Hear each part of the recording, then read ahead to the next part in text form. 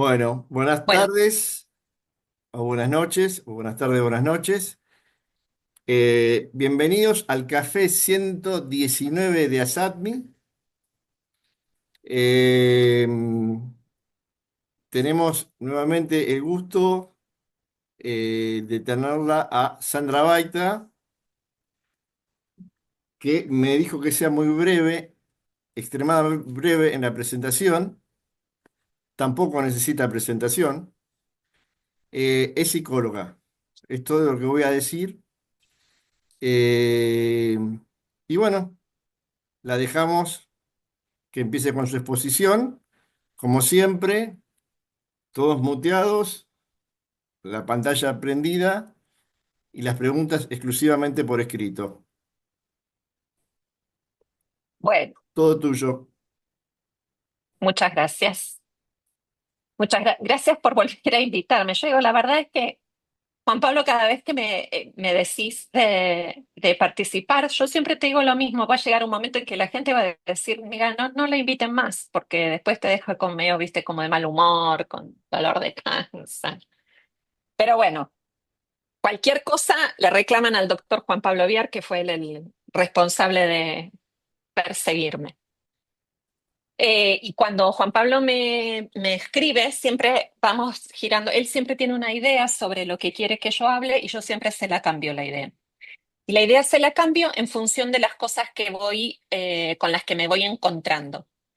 Entonces le sugerí a la idea que él tenía inicialmente, le sugerí cambiarlo por otra cosa, que es algo que vengo viendo desde hace ya mucho tiempo y que tiene que ver con lo que yo llamo el día después. Eh, yo acá voy a hablar desde mi rol de terapeuta.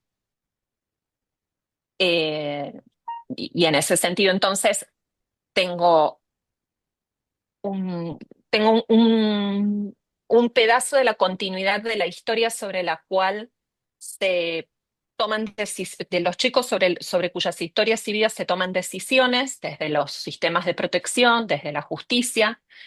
Aquí hay gente que está en otros países, ¿sí? Entonces puede ser que encuentren similitudes o diferencias. Va a estar bueno saber, por ejemplo, en otros países si las cosas que pasan son similares o no, porque las leyes pueden diferir en algunos puntos, porque los recursos pueden ser diferentes. Si hay una cosa que es cierta, yo a esta altura del partido, esta profesión que no, o sea, no es una de esas profesiones, o sea, no soy ingeniera nuclear, ni ingeniera del petróleo, ni ingeniera en sistemas, esas profesiones que están como tan sobrevaloradas. La psicología es una profesión generalmente infravalorada, y a pesar de eso es una profesión que a mí me dio la posibilidad de conocer a profesionales de distintas partes del mundo y también distintos tipos de realidades. Cuando hablo de distintas partes del mundo, estoy hablando tanto de nuestra región, Latinoamérica, donde si nos ponemos a hablar de las cosas que nos faltan, lloramos todo el fin de semana, pero también tuve la oportunidad de conocer y de intercambiar con profesionales que están en países de lo que nosotros consideramos el mundo desarrollado, también conocido como primer mundo. Y hay una cosa que hoy estaba compartiendo con un grupo de colegas de aquí de Argentina y de Latinoamérica, que es francamente muy llamativa, y es que si hay algo que no distingue ni el desarrollo económico, ni los índices de transparencia, ni los índices de felicidad, ni los índices de ingreso per cápita, y que sobrepasa eso y que hace que nos pone absolutamente a todos en el mundo exactamente en el mismo lugar, es que los efectos de las situaciones de malos tratos crónicos son exactamente iguales en todo el mundo. Habrá algunas variaciones, ¿sí? Pero en el centro, en el corazón mismo de lo que son las situaciones de malos tratos, los efectos que dejan son prácticamente los mismos. Lo cual, por un lado, tiene una cosa positiva, digo, estamos todos hermanados, o sea, no es que si le pedimos ayuda a nuestros colegas de Chile, ellos nos van a decir, no sabemos de qué nos están hablando, o si les pedimos ayuda a nuestros colegas, qué sé yo, de Canadá, nos van a decir, la verdad es que no tenemos ni idea, porque nosotros esos problemas acá no los tenemos. Probablemente nos encontremos con que algunos países tienen los mismos o menos recursos que nosotros y nos vamos a encontrar con países que tienen muchos más recursos que nosotros. Pero en algún punto hay algo también que nos hermana y que tiene que ver con lo alarmante que sigue siendo todavía a nivel mundial la falta de comprensión exacta de los efectos que tiene dejar a un chico expuesto a situaciones de malos tratos en el seno de sus familias. Esto es alarmante, ¿sí? Es alarmante, porque es con lo que yo me encuentro. Y vuelvo a repetir, me encuentro con esto tanto si converso con otros colegas de aquí de Argentina, si converso con colegas de Latinoamérica, si converso con colegas de Estados Unidos, de Canadá y de países de Europa. Países de Europa que estuvieron siempre en Europa Occidental y países de Europa que alguna vez pertenecieron a lo que se conocía como Europa del Este. Es más, una de las primeras actividades que yo tuve este año fue tan loca que todavía estoy tratando de pensar si fue real o no, y es que estuve dando un curso para gente de Corea del Sur. Es decir, para una cultura que es completamente distinta a la occidental. Ya que no saben, tienen los mismos problemas que nosotros, con sus matices, con sus diferencias, pero tienen exactamente los mismos problemas que nosotros. Entonces, yo llamo el día después a todo lo que pasa cuando los chicos que estuvieron en sistemas de acogimiento o que fueron adoptados o que están en guardas eternas, en situaciones que no se definen, no se sabe si la guarda va a seguir hasta que caiga un meteorito, si va a ser adoptado o no. Esos chicos cuando llegan a la consulta llegan con una historia.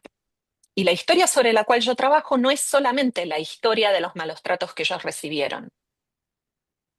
Dentro de la formación que yo tengo, yo trabajo desde el modelo MDR, que es un tipo de terapia que fue diseñado específicamente para el tratamiento del estrés postraumático. A partir de ahí se irradió, obviamente, al tratamiento de otras condiciones que están ligadas a experiencias adversas que podemos haber tenido en la infancia. A estas cosas de las que nosotros vamos a hablar hoy, el término experiencias adversas le queda súper corto.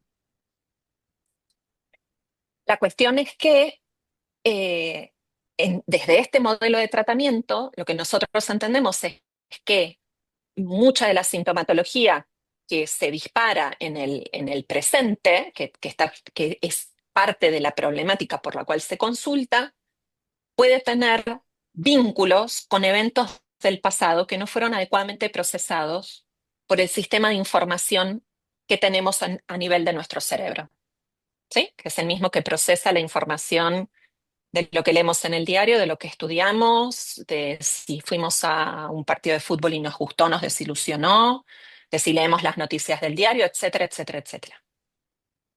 Entonces, parte de lo que nosotros tenemos que hacer es hacer una recolección de todos los eventos traumáticos vividos por los pacientes que vamos a atender.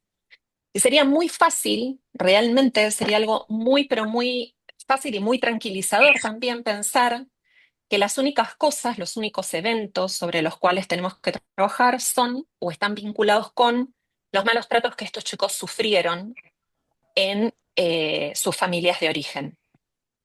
Pero la realidad, déjenme decirles, es que dentro del rosario de distintos eventos a los cuales estos chicos estuvieron expuestos, parte del trabajo, es decir, parte de las experiencias traumáticas de estos chicos están vinculadas al accionar en pos de su protección, lo cual es muy paradójico, porque lo que nosotros pensamos es que cuando se interviene para protegerlos, el objetivo es justamente cesar el daño. Y lo que necesitamos saber es qué cosas de las que hacemos cuando estamos trabajando desde el paradigma de la protección pueden generar daño. Y esto es un poco lo que yo voy a tratar de transmitir hoy. Espero que nadie se ofenda y que no me quieran tirar con tomates por la cabeza. Igual los tomates por Zoom no pasan, así que en ese sentido estoy protegida. Entonces, voy a empezar por tres pedacitos de libros se pueden conseguir. No me pregunten si se consiguen acá o allá. Yo los libros hoy por hoy ya los compro prácticamente en Amazon, los que tienen que ver con lo que yo necesito saber, porque no encuentro esta literatura si voy a Paidós o al Ateneo o a Jenny. Y para quien quiera saberlo, por Amazon te llega recontra, pero súper, ¿sí? No se preocupen. Tony parecía un extraterrestre. Se incorporó a un mundo que desconocía totalmente y sobre el que había proyectado multitud de fantasías. Sus recursos personales y sociales pertenecían a otra realidad que nada tenía que ver con la nuestra y le iban a servir bien poco para iniciar la nueva aventura a la que se incorporaba. Comía con ansiedad, como si fuera a faltarle la comida, mirando a su alrededor con actitud defensiva por si alguien se la fuera a quitar. Imaginamos que en algún momento de su vida debió pelear por la comida y fijó esas actitudes. Hubo que hacerle ver que había suficiente todos los días, que no necesitaba hacer acopios, porque descubrimos que se llevaba comida a su habitación y luego la dejaba por los cajones y los armarios, costumbre que todavía no ha perdido del todo. Tenía pánico a que le faltase o que no fuese suficiente. Este es un extracto del libro Indómito y entrañable, El hijo que vino de fuera, escrito por José Ángel Jiménez Alvira, que es un padre adoptivo. Yo tuve en mi consulta y tengo en mi consulta a una cantidad importante de este tipo de extraterrestres, con lo cual o estamos rodeados de extraterrestres y no lo sabemos, o hay algo que no estamos mirando adecuadamente. Otra, cuando un niño se encuentra mal, llora para que un adulto se acerque y le ayude. Es su forma de comunicación. Lo normal es que alguien venga, casi siempre sus padres, y le den lo que necesita. Pero ¿y si no acude nadie? A la larga deja de llorar porque aprende que no le sirve de nada. ¿Para qué gastar energías en llorar si nadie va a venir? Para aquellos a los que, como a mí, les gusta leer sobre este tipo de cosas, es lo que se conoce como indefensión aprendida. Es muy común ver a niños adoptados que no lloran precisamente por este motivo, pero puede llegar a más. Si un bebé se encuentra mal o se hace daño constantemente y no acude nadie a socorrerlo, el cerebro desconecta. Desde fuera no se aprecia nada, salvo un gesto extraño en la cara porque se te queda la mirada perdida. Y cuando digo que bloqueas todo, es todo. Esto no fue escrito por ningún psicólogo, no fue escrito por ningún especialista con título académico. Esto es parte del libro No lo entenderías, mi historia de adopción, escrito por Luda Merino. Luda Merino es una chica que nació en Rusia y fue adoptada por una mamá española. Y esto que ustedes acaban, que tienen ahí delante y que escucharon, es parte de lo que ella utiliza para introducir una experiencia que nadie entendía y era que ella se golpeaba, se lastimaba, se caía y no sentía dolor. Su mamá no lo entendía, obviamente, porque la realidad es que los padres no tienen por qué entender lo que les pasa a sus hijos de una, pero lo interesante es que no lo entendía nadie más. Los médicos no lo entendían, los médicos a los que la mamá la llevaba no lo entendían. Y ella, después de un tiempo, por suerte, creció y pudo explicárselos. Lo ideal sería que no tuviéramos que llegar hasta este punto, en que alguien crezca, tenga la curiosidad de entender por qué me lastimo y no me duele, lo averigüe y después nos lo explique. Lo ideal sería al revés. Esta es otra. ¿Cómo explicar con palabras cómo se sentía la vida en el hogar? Era un lugar seguro, pero a la vez un nido de problemas. Cierta Navidad yo no tenía asignada una familia que me sacara a pasear. Se iban todos mis compañeros grandes y yo quedaba solo en el hogar. Sentí mucha angustia y me largué a llorar. De repente apareció una señora rara, de raya al medio y pelo muy largo, negro y lacio, con un aspecto poco amigable que me recordaba la leyenda de La Llorona. Cuando la señora se acercó al chico que había ido a buscar, el chico se asustó tanto que huyó desesperado y a los gritos. Como reemplazo salí con ella. Y tengo que confesar que no la pasé nada mal. Cualquier opción era mejor que quedarme en casa cuna. Mi lugar seguro me parecía una cárcel. Esto lo escribe un chico nacido en la Argentina. Matías Peralta Prosque que escribió un libro, Soy el Matías, ni víctima ni premio consuelo. Es un libro donde habla él, donde habla su mamá adoptiva, donde habla la psicopedagoga de la casa, del hogar donde él estuvo. Es un libro muy interesante porque recoge distintas perspectivas de una misma experiencia y para cuando uno termina de leer el libro, lo que encuentra es una coherencia en todas esas perspectivas. Claro. A ver, hay alguien, por favor, que tiene su micrófono abierto. Si se fijan, chequen bien que el micrófono esté apagado, porque si no yo tengo que levantar mucho la voz y es un problema. Eh, Hay algo que es como bastante interesante y es, esto podría servir para que alguien diga, viste, es mejor dejar a un chico en su familia de origen que mandarlo a un hogar. Esa sería la solución fácil, porque si leemos bien este texto, Matías dice, era un lugar seguro, pero a la vez era un nido de problemas. Y el principal problema que había era que no había alguien para él. Alguien para él es un derecho de nacimiento. No, no, ¿sí? Es un derecho de nacimiento.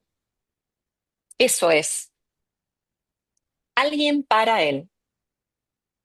Él en su libro narra cómo pedía desesperadamente por una familia, no por volver a su familia. Él pedía por una familia. De este tipo, yo también conozco varios.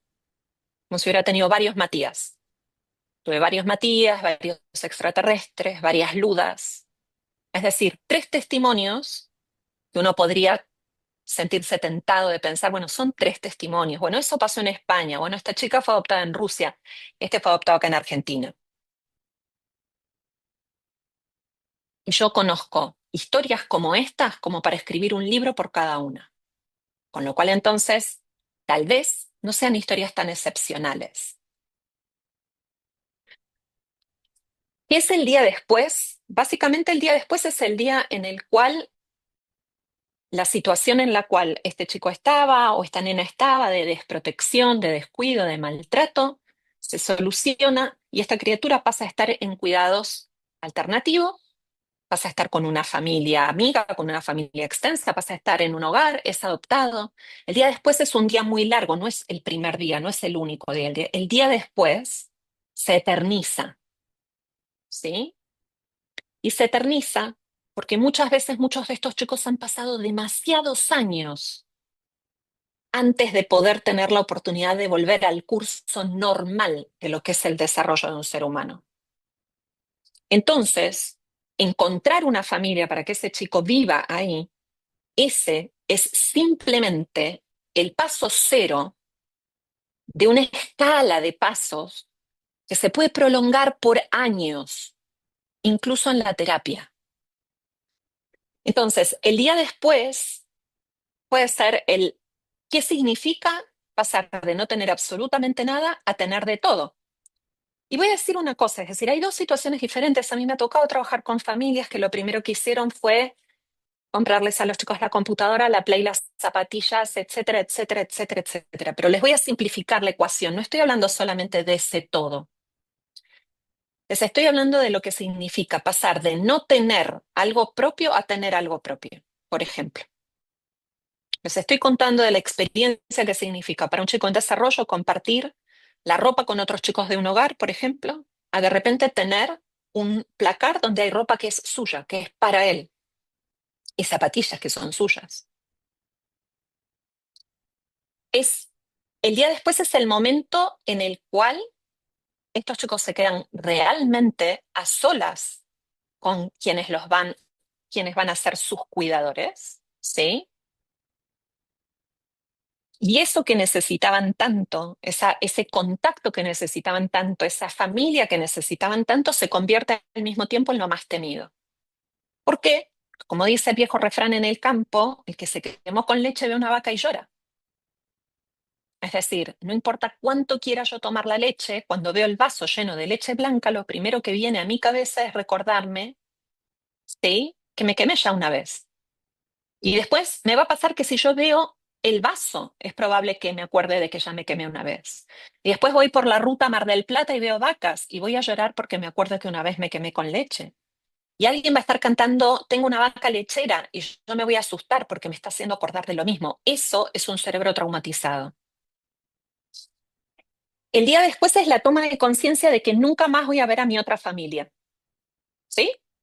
Y esa toma de conciencia a veces puede ser realmente muy contradictoria, muy contradictoria. Lo cual, por supuesto, nos puede llevar nuevamente a como esta cosa de, bueno, entonces tal vez tendríamos que haber buscado si había otro pariente, un tío, una tía, el primo de la mamá, la madrina, la señora que a la mamá le dijo que, porque la realidad es que la gran mayoría de las veces, enfrentarnos a la decisión de definir que un chico no puede seguir viviendo donde está viviendo, es una decisión que hace doler la panza. Bueno, tengo algo para decirles, todos nosotros somos adultos, todos sabemos lo que tenemos que hacer si nos duele la panza. Y cuando el dolor de panza se convierte en que uno no puede dormir, en que piensa todo el tiempo en si tomó la decisión correcta, si no tomó la decisión correcta, hay una cosa muy efectiva que se llama terapia. La República Argentina tiene casi tantos terapeutas como metros cuadrados mide. El día después, visto desde la perspectiva de las familias, es el día en que de repente y sin entender por qué, se fue todo al demonio. Estaba todo bien y de repente empezó a estar todo mal, sin medias tintas, sin medias tintas. Esto es exactamente lo mismo que si uno está en la playa, el cielo está completamente despejado, hay un sol divino, uno está tomando sol y de repente no entiende por qué una ráfaga de viento te hace volar hasta la sombrilla. Y en 2 minutos empieza a llover. ¿Qué pasó? Es el clima, diríamos. Aunque acá no podemos decir que, acá no le podemos echar la culpa a la meteorología. El día después es también el día en el que los problemas se empiezan a escalar, porque ¿qué es lo que pasa? Muchas veces, ¿sí? Las familias que adoptan a estos chicos y los chicos cuando entran en hogares o en sistemas de acogimiento se le presta atención a necesidades que son muy importantes, ¿sí? Que vaya a la escuela, si fue al dentista, si necesita ir al médico, si tiene las vacunas, si no tiene las vacunas, se le presta atención a todo eso y es necesario prestarle atención a eso. Hay un autor que se llama, cuyo apellido es Rigard, que tiene una idea que es bastante, bastante revolucionaria y es la verdad es que a estos chicos antes de mandarlos a la escuela hay que ayudarlos a volver a conectar con la posibilidad de estar en lugares a donde nadie los vaya a dañar. Porque lo cierto es que a veces parte de los problemas que ellos tienen también se manifiestan en la escuela. Y cuando los problemas se empiezan a escalar, a los padres, por ejemplo, algo que les puede pasar es ellos sienten que, bueno, que si son padres, tienen que poder manejar lo que está pasando. Entonces, a lo mejor no buscan ayuda en lo inmediato. La otra cuestión es que puede ser que busquen ayuda, pero también es probable que se encuentren con una ayuda que no les sirve para lo que está pasando. Que no es la ayuda que que puede permitirles a ellos entender por qué está pasando esto hoy, ahora, en este momento, y qué pueden hacer con esto que está pasando. Entonces nos empezamos a encontrar con este tipo de cosas desde mi lugar de trabajo. Uno empieza a tratar de explicar y yo trato de ser súper pedagógica. A mí me gusta que todo el mundo entienda muy clarito de qué estamos hablando. Cuando yo empecé a trabajar como psicóloga, el lugar de aterrizaje fue el programa de asistencia al maltrato infantil. La coordinadora era la doctora Irene Intevi, psiquiatra, una figura de renombre en el tema del maltrato infantil, y ella era muy clara respecto de que cuando nosotros teníamos que escribir informes para los jueces, teníamos que ser claritos, teníamos que ser claros. Nos enseñó a ser claros, nos enseñó a desarrollar un lenguaje que pudiera ser entendido por todo el mundo. Podían ser juez, podía ser trabajador social, podía ser enfermera, podía ser maestra, podía ser psicólogo, todo el mundo podía entender lo que estábamos diciendo. Entonces, parte de mi trabajo hoy es ese, es explicarles a los padres, a las escuelas, a los hogares, a las cuidadoras en los hogares, a las familias extensas, etcétera, etcétera, etcétera, etcétera. Y me encuentro con que sí, sí, ya sabemos que tuvo una historia terrible, pero lo que pasa es que, y ahí está el punto, ya sabemos es como leer el titular de una noticia en el diario. El titular de la noticia en el diario no me está narrando toda la noticia. Y el asunto es que ya el titular de esta noticia es bastante denso. Leer la noticia entera es infinitamente más denso. Entonces, vamos a ver, el día después, pero ahora lo vamos a ver en palabras de sus protagonistas, ¿sí? Lo vamos a ver en palabras de las personas que yo conocí, no las que están escritas en los libros. Yo me asusté cuando vi a toda esa gente y encima eran muchos y yo no me podía acordar de todos los nombres. Ese es el encuentro con una familia extensa que los está esperando y que los está esperando con ilusión y que los está esperando con cariño. Pero de repente estos chicos de no tener absolutamente nada o de tener una masa amorfa de familia donde no se entiende quién es el novio de mi mamá, quién es el hijo del novio de mi mamá, por qué mi mamá tiene otros hijos que tienen otro papá, de repente tienen una familia ordenada que tiene un papá, una mamá, una tía, un tío, unos primos, unos abuelos, todos los quieren, les quieren apretar los cachetes, les dicen que los quieren.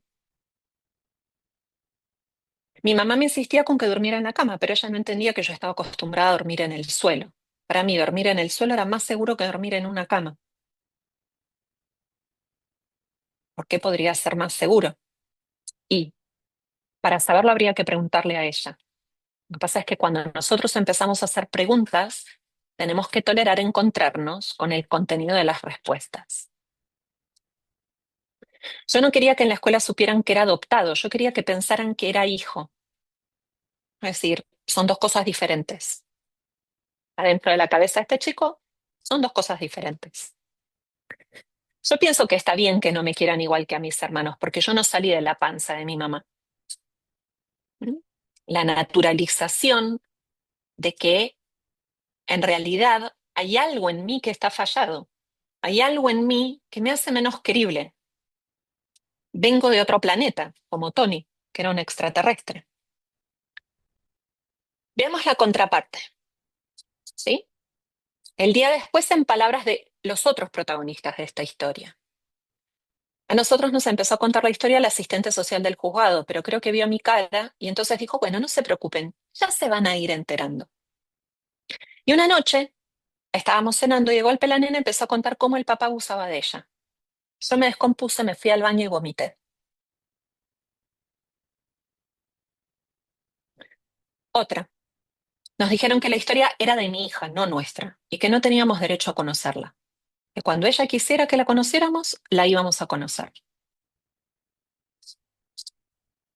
La pregunta sería entonces, ¿cómo hacemos para explicarles a estos papás, por ejemplo, que las cosas que le pasan a su hija hoy están relacionadas con estas otras cosas que vivieron si ellos no pueden tener acceso a estas otras cosas que su hija vivió?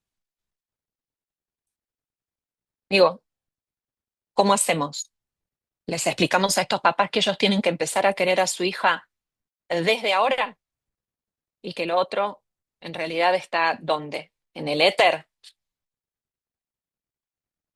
El primer mes fue un idilio, pero un día de buenas a primeras lo fui a levantar para ir al colegio y me empezó a tirar patadas, se escondió abajo de la cama y me dijo, llévame de nuevo al hogar. Y a partir de ahí, todo el tiempo, cosa que no le gusta enseguida, pide que lo llevemos de nuevo al hogar. Esto es un clásico, ¿sí? Y este clásico conlleva algo, que es, bueno, no nos quiere. Tal vez nosotros no somos buenos padres. A lo mejor estaba mejor ahí. O otra posibilidad es que empiece la situación de, ¿cómo vas a querer volver ahí? ¿Vos te das cuenta lo que estás diciendo? ¿Vos querés volver a un lugar a donde no tenías papá, a donde no tenías mamá, a donde lo que tenías para comer no era lo que te gustaba, sino lo que te servían, donde no tenías juguetes, donde tenías que compartir la ropa? Otra, yo sabía que adoptaba chicos con una historia, que iban a aparecer problemas, pero nadie me preparó para este tipo de problemas. Nadie me dijo lo que tenía que hacer si aparecían. Porque a veces Las historias no se cuentan a propósito. A mí esto una vez me lo dijo una persona con mucha honestidad. Ustedes vieron que a veces la honestidad puede ser brutal. Lo que esta persona me dijo fue, Sandra, es que si contamos la historia entera, nadie adoptaría a estos chicos. Entonces, mejor hacemos que los adopten, onda que cuando ya están en la casa con los padres nuevos, a lo mejor se van enterando de las cosas. Bueno, y ahí que busquen terapia, ¿no? Digo, esa también es una buena idea. Se nota que estoy hablando sarcásticamente, ¿no? Por las dudas lo aclaro.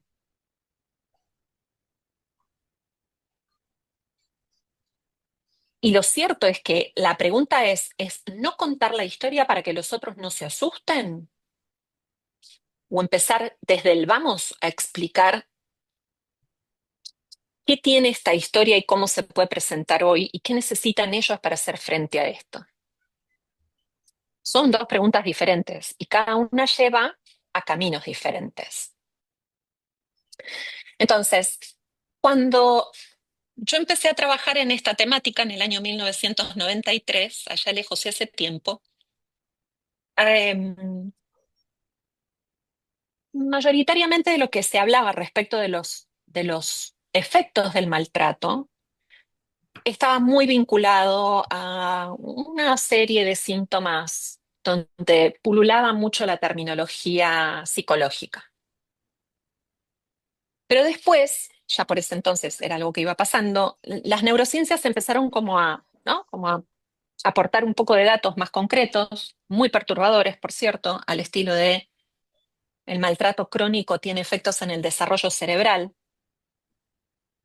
Ya lo psicológico te va quedando corto, ¿sí? Pues estamos hablando de palabras mayores, es el desarrollo cerebral, la maquinaria que nos mueve.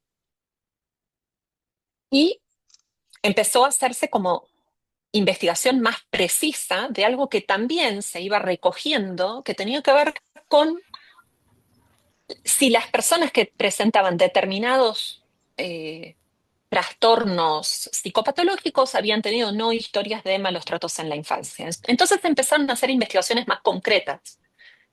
Che, a ver, si yo agarro todas estas personas que tienen este diagnóstico, ¿sí? Hay alguien que tiene su micrófono abierto, les voy a pedir, por favor, disculpen que sea tan molesta, pero es que si no, me fuerza a mí a subir la voz.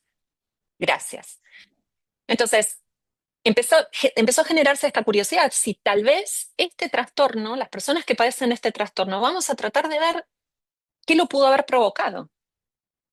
Y de repente empiezan a aparecer, ¿no? Como que, uy, pucha, caramba. Parece ser que en este trastorno hay gente que tiene antecedentes de maltrato en la infancia, en este otro también, y en este otro también, y en este otro también, y en este otro también. Y entonces se empezó a plantear, por un lado, que el maltrato es una suerte de factor etiológico transdiagnóstico, ¿sí? Y que los efectos traumáticos producidos por estos malos tratos pueden estar presentes en cualquier diagnóstico, no solamente en el de trastorno por estrés postraumático. Hoy, 2025, esto ya lo sabemos, no es una cuestión de fe, la información está a un clic de distancia, alcanza con que uno googlee efectos del maltrato en lo que se les ocurra. Y ahí les van a empezar a aparecer información, información, información, información. Ahora, la pregunta que nos tenemos que hacer es si permanecer años en el sistema no daña. Porque si nosotros no respondemos a esta pregunta, no va a haber forma, primero, de saber si estamos haciendo las cosas realmente bien. Segundo, si descubrimos que no las estamos haciendo tan bien o que hay algo que puede cambiarse, que hay algo que puede modificarse, no lo vamos a modificar. Porque estamos convencidos de que lo peor ya pasó. Lo peor es que un chico esté siendo maltratado. Y la realidad es que yo me he encontrado con cosas muy locas a lo largo de todo este tiempo. Muy locas. Me encontré con chicos que en el momento en que yo los empiezo a atender, para el momento en que yo los empiezo a atender, de los años de vida que tienen, 2/3 de su vida los pasaron en el sistema. y 1/3 lo pasaron con las familias que los maltrataban. 2/3 de su vida lo pasaron en el sistema y 1/3 con la familia que los maltrataba. Entonces, realmente nos tenemos que preguntar, pasar 2/3 de la vida hasta que llega, ¿sí? Yo digo, no es que 2/3 de toda su vida, 2/3 de la vida hasta el momento en que llegó a donde estaba yo con mi consultorio, ¿sí? 12 años, 10 años, 15 años. 2/3 de ese tiempo en el sistema versus 1/3 en la familia maltratante. Realmente tenemos que sentarnos a pensar si esas ecuaciones se pueden sostener sin que haya un costo adicional. Resulta ser que yo soy hija de italianos, me mandaron a una escuela italiana y en cuarto grado, correcto, en cuarto grado de la escuela primaria, estuvimos todo el año leyendo la Divina Comedia de Dante Alighieri. La estuvimos leyendo en el italiano antiguo original. Por suerte teníamos en el libro la traducción al italiano normal, porque el italiano antiguo era más difícil de entender. Y el trabajo de fin de año para coronar esto era que por grupos, a cada grupo se le asignaba, teníamos que hacer el trabajo individual, pero era como que habían dividido los tres cantos de la Divina Comedia, el infierno, el purgatorio y el paraíso, y teníamos que hacer una lámina. A mí me tocó dibujar el infierno. Yo les puedo asegurar que el purgatorio y el paraíso son aburridísimos. El paraíso es más aburrido todavía que el purgatorio. El infierno es power para leer. El primer círculo del infierno, o sea, esta es una figura de la Divina Comedia, son 9 círculos del infierno y a medida que se va bajando, nos vamos acercando a donde está Lucifer. Entonces, cuanto más abajo se van, los pecados son peores. ¿Sí? Y lo cierto es que en la Divina Comedia del infierno no se sale. Del purgatorio sí se puede salir, porque del purgatorio se puede, es al revés, ¿sí? Es como una montaña y cuanto más uno va subiendo, más se va acercando a los círculos concéntricos del paraíso, que en el centro obviamente está Dios. Pero del infierno no se sale. Y en el primer círculo del infierno, Dante lo llama el limbo, ¿sí? Y en ese lugar, el- la visita al infierno, al purgatorio y al paraíso está acompañado. Hay alguien que le está explicando qué es lo que está viendo. Entonces, en el limbo están las almas que no cometieron ningún pecado, pero que están ahí, por ejemplo, porque no fueron bautizadas. Que no fueron bautizadas porque son bebés que nacieron y murieron inmediatamente, o nacieron muertos, o porque eran de otras religiones. Y entonces, época en la que fue escrita la Divina Comedia, la religión tenía un peso muy, muy importante, en consecuencia estaban excluidos de la posibilidad de la salvación. Entonces yo voy a hacer un salto categórico, y voy a utilizar la metáfora del limbo de Dante, ¿eh? Y parafraseando al limbo de Dante, me pregunto, estos chicos tampoco cometieron ningún pecado, ¿sí? Ellos no cometieron ningún pecado. En todo caso, el pecado, entre comillas, lo cometieron quienes no los cuidaron, quienes los trataron mal, quienes los dañaron. Entonces, la pregunta sería, ¿de qué salvación los estamos excluyendo cuando el tiempo pasa y los seguimos dejando en el limbo? ¿Qué es lo que estamos esperando que pase? Porque la principal diferencia entre el limbo en el cual están estos chicos y el limbo del infierno de Dante es que del limbo este los podemos sacar. Del limbo del infierno de Dante no salía nadie. Pero el limbo en el que estos chicos están, cuando permanecen mucho tiempo en el sistema y van y vienen y van y vienen y van y vienen, ese es un limbo del que los podemos sacar. Parte de las cosas que les pasan a estos chicos es que se cumple el viejo refrán de más vale malo conocido que bueno por conocer. Entonces, por ejemplo, este es un relato. Yo dije que sí me quería ir con mi tío porque al menos él me daba de comer. Eso sí era malo, ¿sí?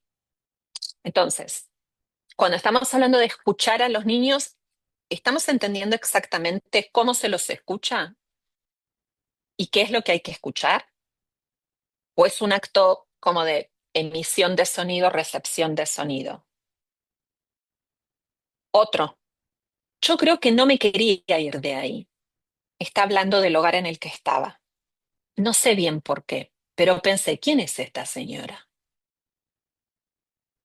La señora es la mamá que lo adoptó. Yo me acuerdo que nos vinieron a buscar con una camioneta y nos dijeron que nos iban a llevar a un lugar donde nos iban a cuidar. Pero yo no sabía dónde nos llevaban ni conocía a esa gente. En la calle por lo menos estaba con mi mamá. Entonces ustedes imagínense cuántas veces les repetimos a nuestros hijos, o sea, desde tiempos inmemoriales, no hables con extraños. Hay una serie en Netflix que se llama No hables con extraños. No te subas a un auto de alguien que no conoces, ¿sí? Y resulta ser que a estos chicos los subimos a una camioneta, a un patrullero, gente que no conocen. Y les prometemos que los vamos a tratar, los vamos a llevar a un lugar donde los cuidan bien. Y lo que esperamos es que ellos se relajen y que sientan que finalmente la salvación llegó. Claro, desde nuestra perspectiva para entender lo que a ellos les pasa es extremadamente limitada. Es extremadamente limitada. El primer artículo de la Convención de los Derechos del Niño tendría que ser, es mandatorio hacer un curso para entender cómo funciona un ser humano cuando es chico, porque todos fuimos chicos, pero en algún momento nos hicieron creer que lo mejor era olvidarse de lo que significaba ser chico. Otra, yo sé que no se entiende, ni yo me entiendo. Debo estar un poquito que se me aflojó una tuerca. Yo estoy bien con mi familia, pero también extraño allá. Allá es donde vivía con su familia de origen. Y cuando pienso que allá me abusaron, digo, estás loca, nena, pero no sé por qué me pasa eso. Entonces, claro, chicos así que cuentan estas cosas, si las cuentan, por ejemplo, dentro de sus casas, se pueden encontrar con que si los padres se ponen mal, ellos se sienten culpables de haberlos hecho sentirse mal. Y si los padres les dicen, pero ¿cómo vas a decir una cosa así? Pero no te alcanza lo que te damos, no te alcanza lo que tenés acá. Se sienten culpables porque no están reconociendo las cosas buenas que están pasando alrededor de ellos. Con lo cual estos chicos tienen una especie de papelera de reciclaje arriba de su cabeza que está abierta para recibir todos los desechos. Todos. Absolutamente todos. Lo interesante es que cuando uno se pone verdaderamente a preguntar, ¿no? Como tratando de meterse en los pies de ellos te cuentan las cosas. Y te las cuentan así, descarnadamente. Hay que tener estómago para escuchar. Sí, obviamente. También se puede hacer otra cosa en la vida. Yo siempre opino lo mismo. Yo estoy realmente, todas las noches me voy a dormir deseando poner una boutique de orquídeas. Creo que a esta altura de la vida me lo merezco. Otra. Mi mamá no nos cuidaba, pero no era mala. En cambio, mi papá sí era malo porque nos pegaba. Entonces yo no entiendo por qué no nos dejaron con mi mamá que sí era buena. Esta es otra ecuación que se repite una y otra y otra y otra y otra y otra vez. Mientras estos chicos están viviendo con sus familias de origen, esta es una cosa que yo repito incesantemente y más de uno de los que está ahí me debe haber escuchado y debe estar diciendo otra vez sopa. Mientras estos chicos están viviendo en estos contextos, no saben que existimos todos nosotros. No lo saben. No lo saben, simplemente no lo saben. Dependen de que haya alguien, otro adulto, que tome decisiones sobre ellos. El máximo de margen de decisión que les queda a ellos es, por ejemplo, contarle a la maestra en la escuela lo que le está pasando en la casa. Pero si esa criatura cuenta a la maestra lo que le está pasando en la casa y su relato queda cortado ahí, es exactamente lo mismo que nada. Es decir, la realidad es que la responsabilidad de descubrir que estas cosas se están pasando recae en todos nosotros. Y digo, en todos nosotros no estoy hablando de toda la gente que está reunida aquí en este momento, estoy hablando de toda la sociedad. ¿Sí? Entonces, mientras ellos están viviendo en estos contextos, necesitan adaptarse a estos contextos. Y si yo tengo un papá que se alcoholiza, me pega, me lastima, me maltrata emocionalmente, me encierra en el baño, no me da de comer, y tengo una mamá que no me pega, pero que simplemente cuando mi papá se pone así desaparece por 2 o 3 días y se va porque no lo puede soportar y me deja a mí con mi papá, yo necesariamente voy a adaptar mi cabeza para entender que el peligro es mi papá, no mi mamá. Entonces voy a querer que me dejen con mi mamá, porque mi mamá no me pegaba. Porque en ese momento yo necesito aferrarme a la seguridad de que entre dos cosas malas hay una que no lo es tanto, porque de eso también depende mi supervivencia. Otra de la historia de Tony.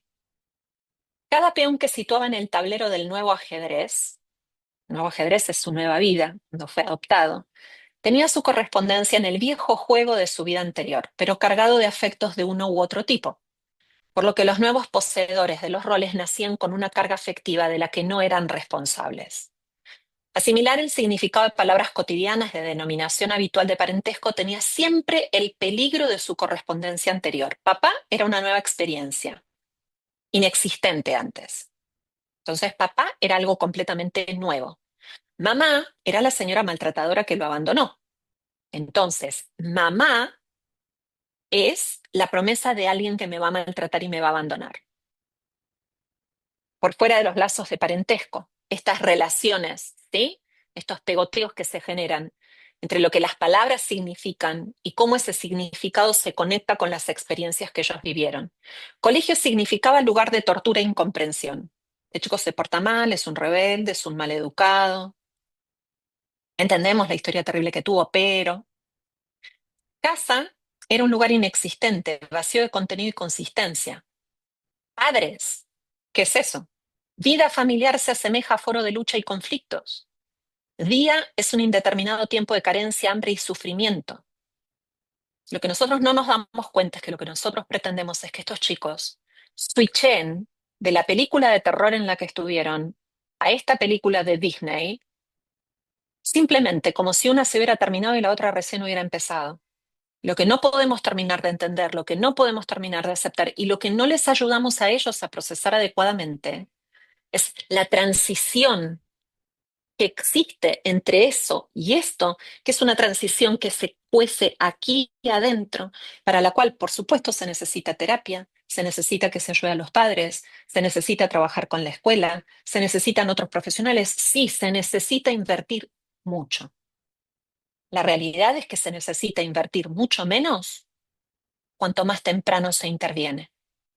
Cuanto más tarde se interviene, estamos forzando a estas familias a tener que invertir mucho más en reparar un daño del que ellos no son responsables.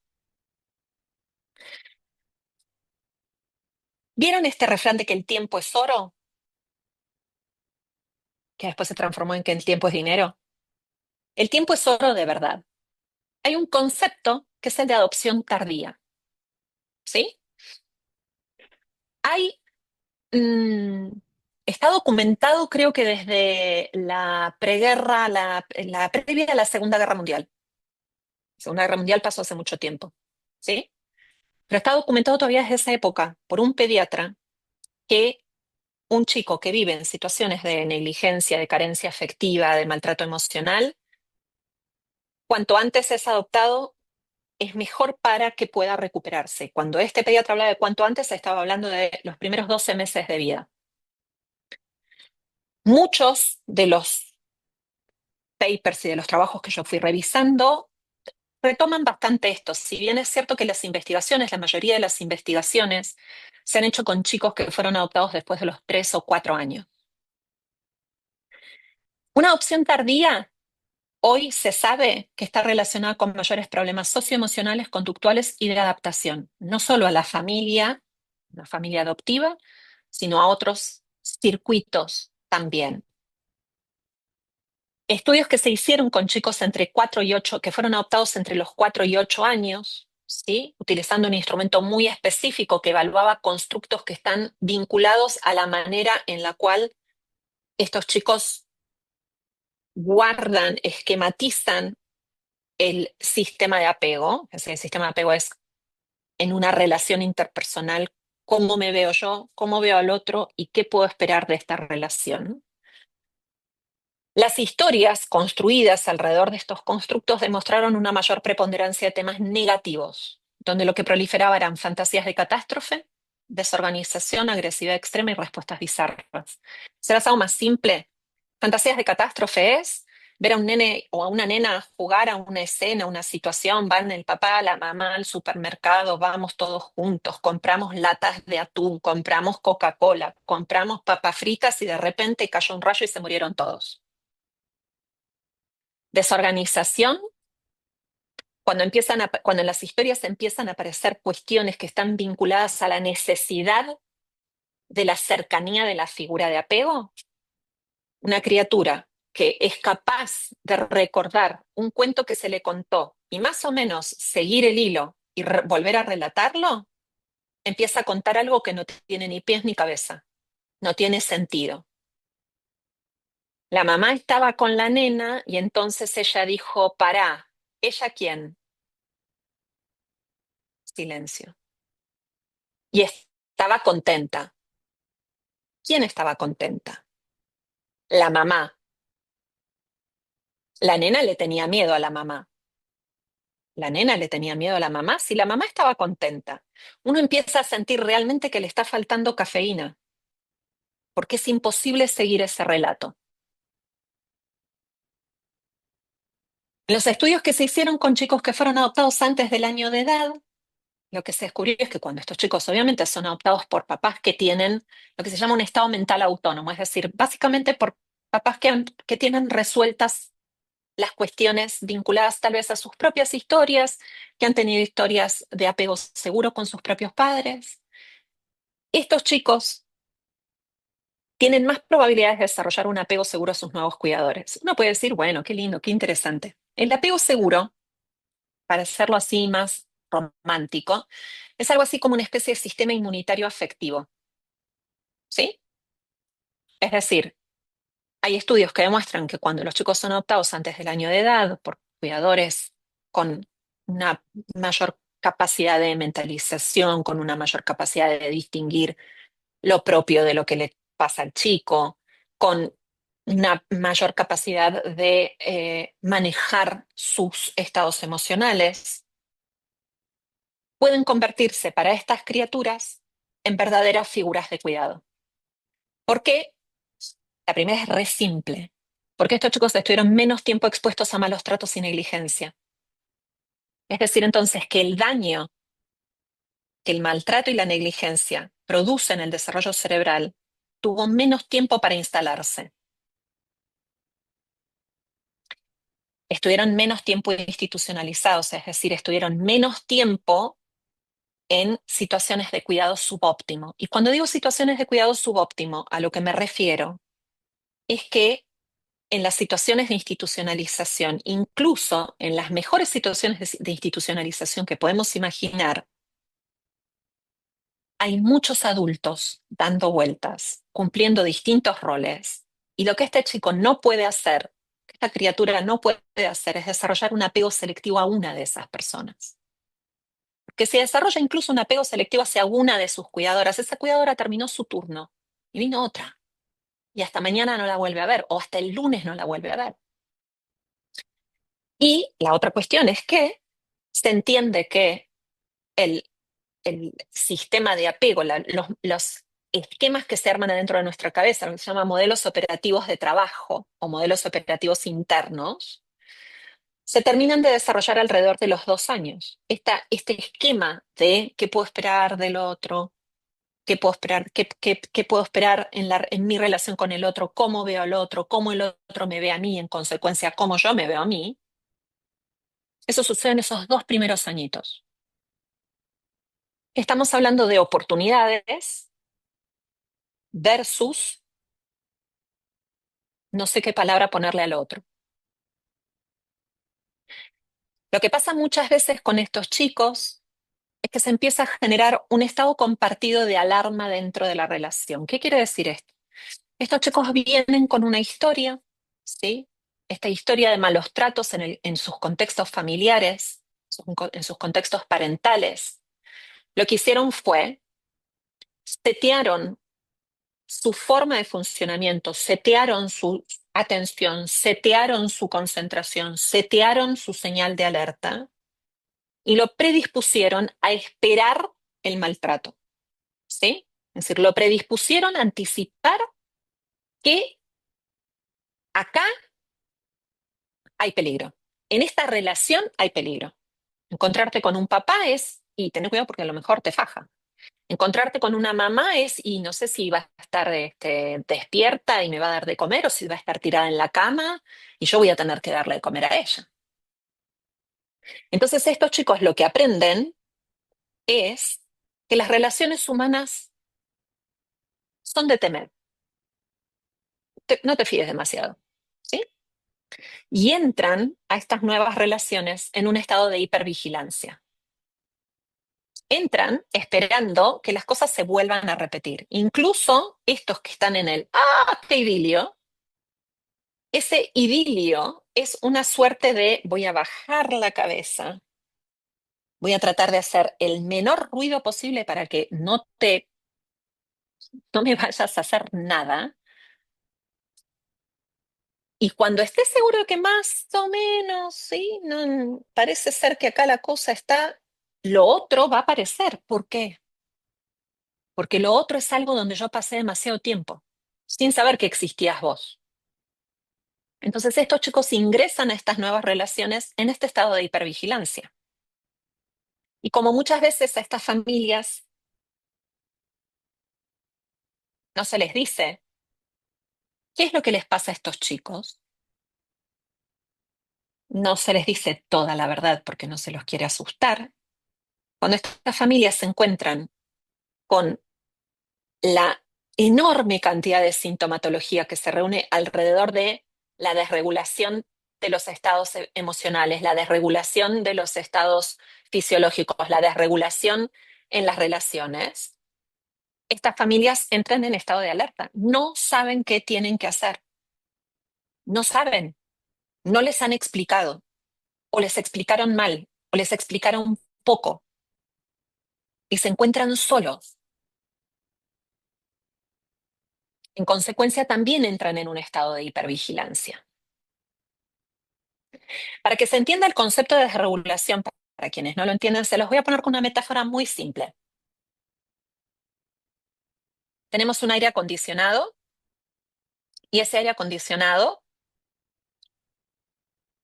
lo que hace es regular la temperatura del ambiente en el que estamos. Vamos a suponer que es un día de verano. Yo voy a suponer que es un día de verano porque soy anti-otoño y anti-invierno. Entonces, como soy una activista anti-otoño y anti-invierno, voy a hablar como si estuviéramos en verano. Es un día de verano. Hace mucho calor afuera. El aire acondicionado lo que hace es refresca el ambiente donde yo estoy. Y para eso yo le digo al aire acondicionado, aire, quiero que pongas este ambiente en 24 grados. El aire acondicionado tiene un aparatito que se llama termostato. Y el termostato, ¿qué es lo que hace? El termostato detecta la temperatura del ambiente. Si está por encima de 24 grados, empieza a trabajar para llevarla a 24 grados y cuando logra que está en 24 grados, deja de trabajar. Cuando la temperatura vuelve a subir, el aire acondicionado vuelve otra vez a activarse para llevar a la temperatura a 24 grados. Imagínense que los seres humanos también podemos tener un termostato. El punto es que el termostato a los seres humanos nos lo regulan primero nuestros cuidadores primarios. Y para que nuestros cuidadores primarios regulen nuestro termostato y nuestro termostato aprenda a hacer lo que tiene que hacer si la temperatura subió o hacer lo que tiene que hacer si la temperatura bajó, temperatura de nuestras emociones, ¿sí? Es necesario que primero haya habido alguien que esto lo haga desde afuera. La pregunta del millón de dólares es, ¿qué pasa cuando el que lo tiene que hacer de afuera no lo hace o cuando lo que hace es descalibrar el termostato, lo revienta? ¡Boom! Se rompió el termostato. Entonces lo que empieza a pasar es que funcionamos de una manera desregulada. Y la sintomatología de muchos de estos chicos es una desregulación que abarca casi todas las áreas de su vida. No son chicos que tienen solamente problemas de conducta.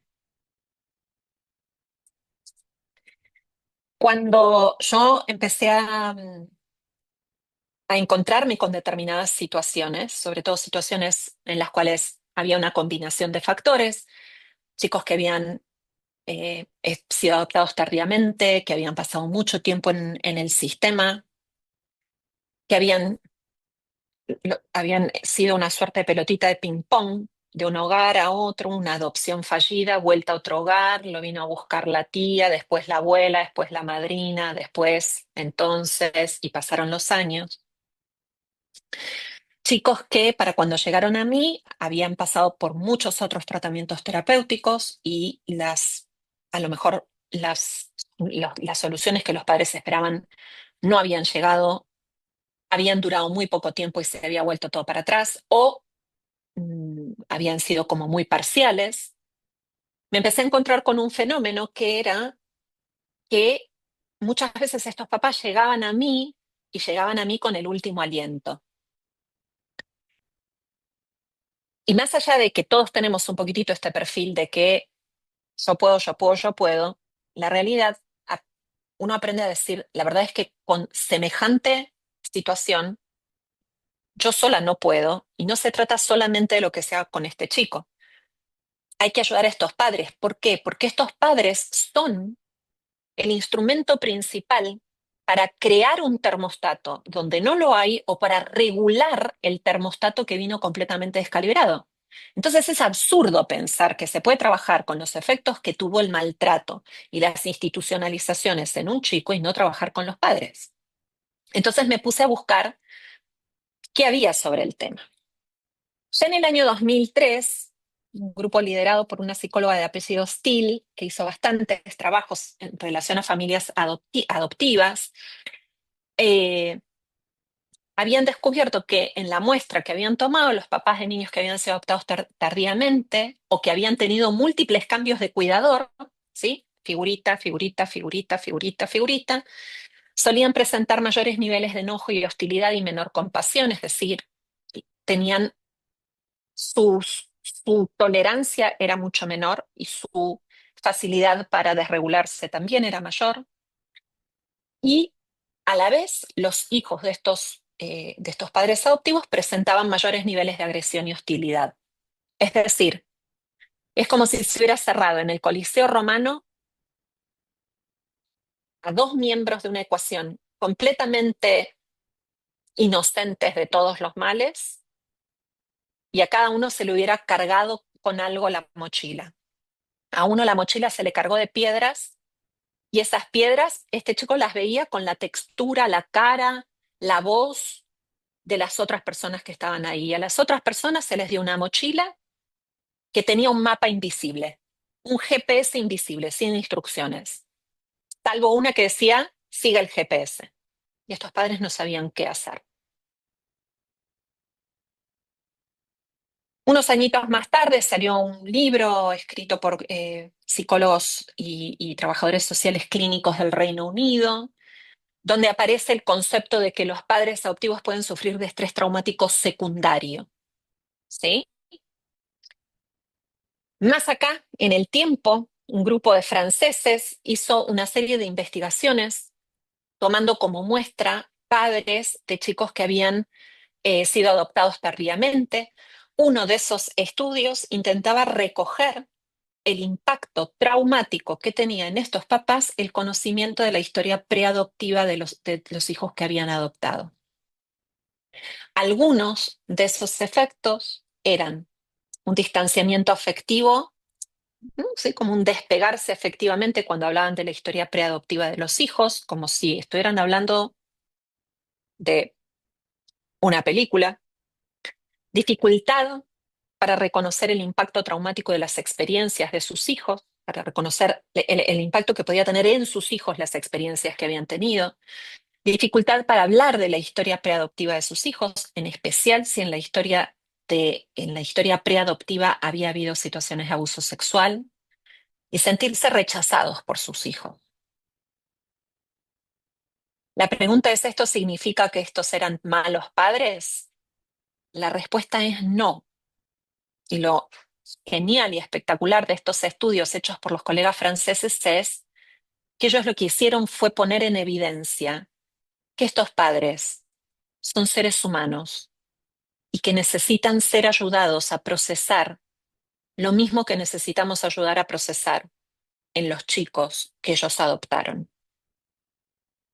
Pero para eso se necesitan hacer muchas cosas, varias de las cuales no se hacen. Y una de esas tiene que ver con ayudarlos a acercarse a la historia de estos nenes y de estas nenas. Ayudarles a digerirla, no tirárselas por la cabeza, no decirles que, bueno, ya se van a ir enterando. Porque si no, les estamos dando una mochila que tiene un GPS, que no puede seguir ninguna instrucción, y ellos leen que el GPS dice, siga las instrucciones, pero las instrucciones no están en ninguna parte. Esta es la investigación más reciente, esta es del año 2024. Esta es la investigación a la que hacía referencia antes, la de los franceses. La diferencia metodológica fundamental es que en la de los franceses la muestra era más chica, pero los franceses lo que hicieron fue entrevistar, sentarse a entrevistar, armaron una entrevista semiestructurada con una serie de preguntas y se sentaron a entrevistar a estos padres y madres e hicieron un análisis, y en función de una serie de variables, de las narrativas de estos papás y de estas mamás. La diferencia con esta investigación más nueva es que la muestra es más grande, pero aquí lo que se hizo fue darles a estos padres y madres adoptivos una serie de cuestionarios para que ellos completaran online. Aún así, no hay muchas diferencias respecto de otras investigaciones y de otros resultados que se fueron viendo en otros casos. El 10% de estos 190 progenitores adoptivos alcanzaba el umbral diagnóstico de trastorno por estrés postraumático. Que solo el 10% lo alcanzara no es para sentarse tranquilos, relajados y decir, ah, bueno, no era tan dramático.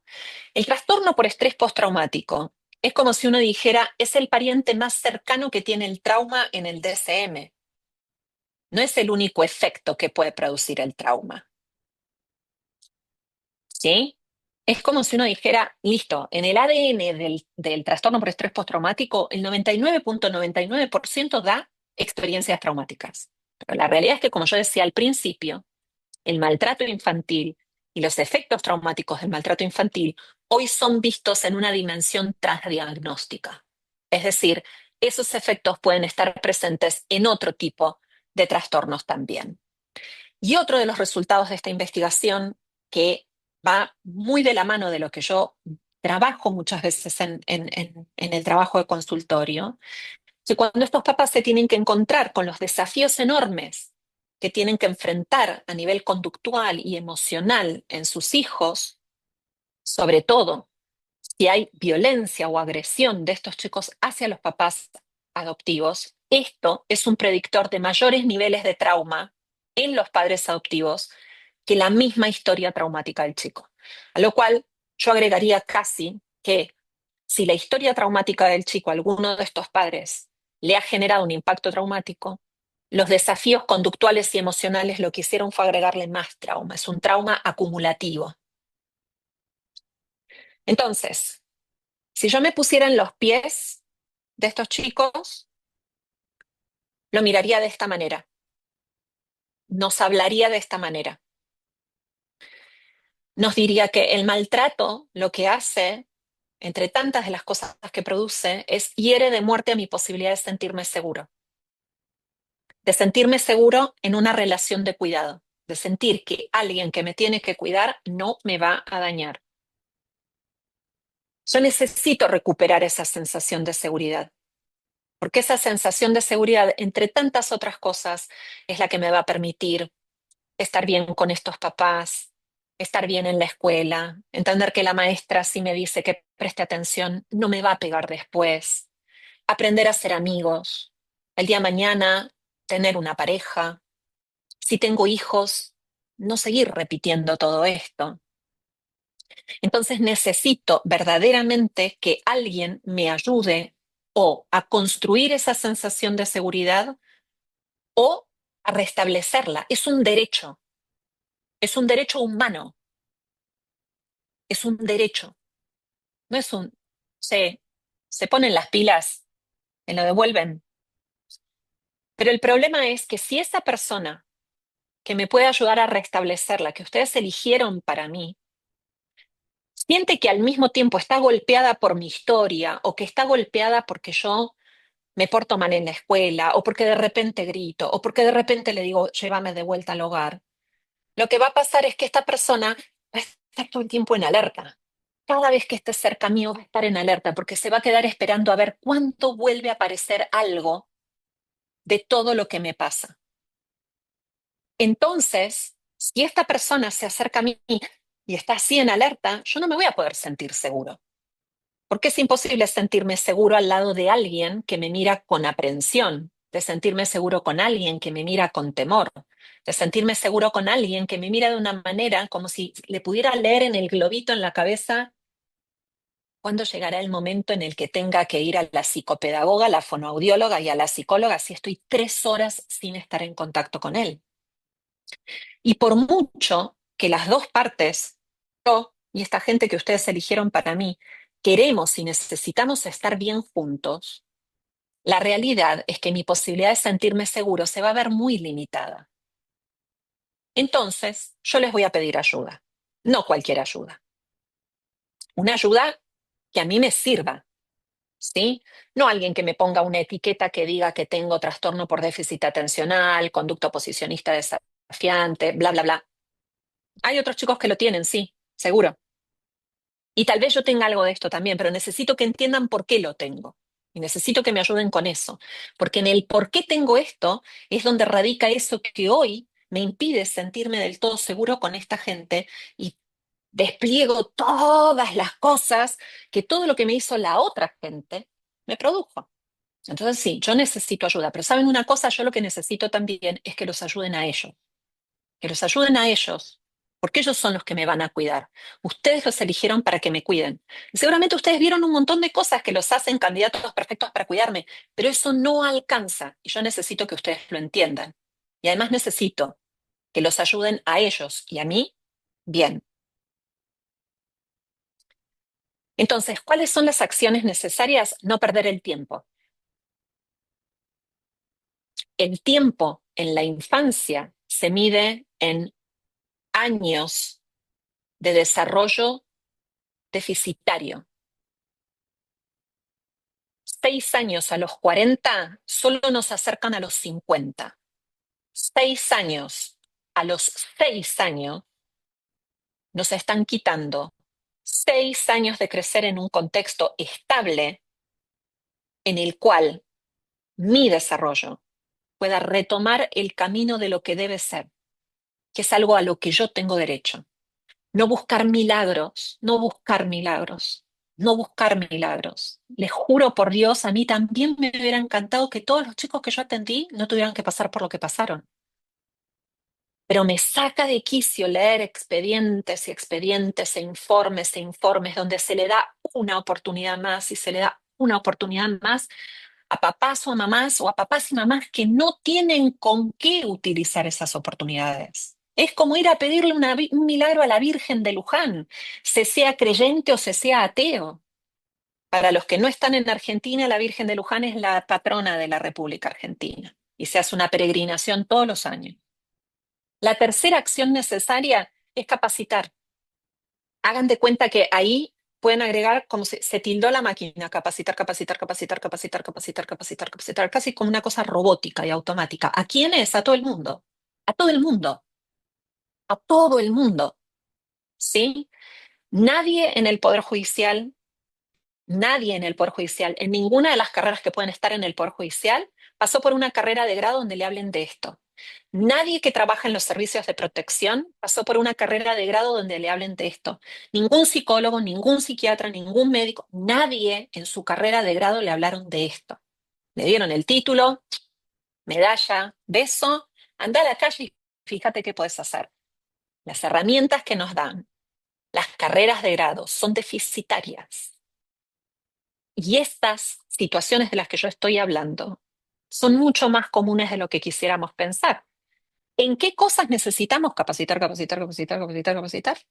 En los efectos de maltrato a largo plazo, ¿sí? Y el largo plazo no es qué le va a pasar a esta criatura cuando tenga 45 años.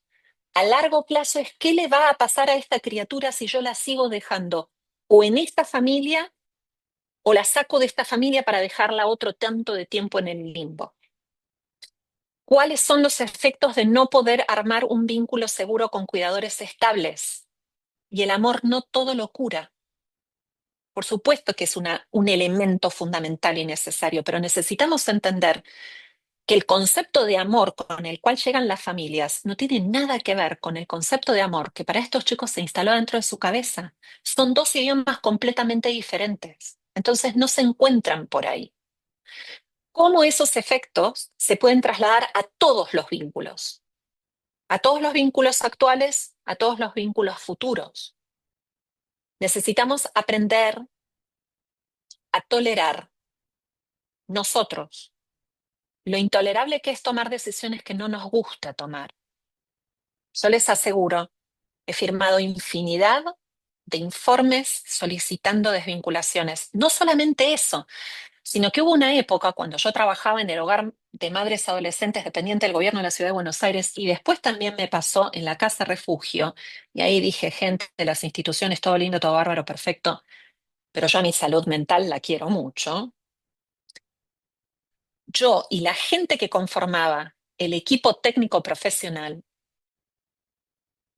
más de una vez tuvimos que acompañar esas desvinculaciones. Y en más de una ocasión, además, se nos pidió, por favor, si podíamos nosotras informar que se iba a desvincular a una mamá de su bebé, a una mamá de su hijito, porque no sabemos cómo va a reaccionar. Sí, todas esas imágenes, todas esas situaciones que pasaron en los primeros 15 años en los que yo trabajé como psicóloga, créanme, las tengo perfectamente clasificadas y catalogadas en los archivos de mi memoria. Todas fueron espantosas y yo pagué terapia para sacarme el espanto. Entonces, tenemos dos opciones. O aprendemos a lidiar con lo intolerable, o para no tener que lidiar con lo intolerable, nos zambullimos en una pileta llena de posibles malas decisiones. Decisiones que afectan a otro ser humano. A nosotros nos van a dejar tranquilos, pero hay otro ser humano al que lo pueden afectar. Y sí, sí, antes de que lo pregunten, sí, es muy doloroso escuchar que un chico dice, yo hubiera querido quedarme con mi mamá. Es muy doloroso para los papás que lo están cuidando, es muy doloroso para el que lo está escuchando, pero lo peor que se puede hacer es decirle, bueno, pero mira ahora qué lindos papás que tenés que te quieren.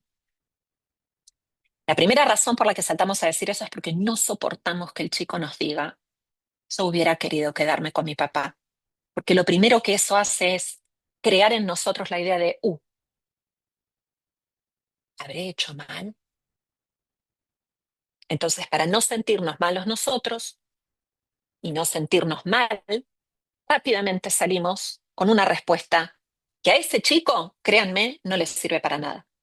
Se los digo con conocimiento de causa.